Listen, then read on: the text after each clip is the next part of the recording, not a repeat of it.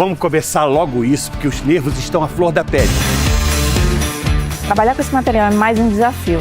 É um material que eu nunca usei, nem tive nenhum tipo de experiência com ele, mas eu estou esperançosa. Eu imaginei uma peça que pudesse mostrar as duas formas ali de material que foi mostrada pra gente, né? Então eu quis usar as duas formas ali juntas, quis unir para ver se eu conseguia dominar aquilo ali mesmo. Estava olhando aqui se você estava usando a lâmina correta, porque estou sabendo que com esse material tem que usar essa outra, né?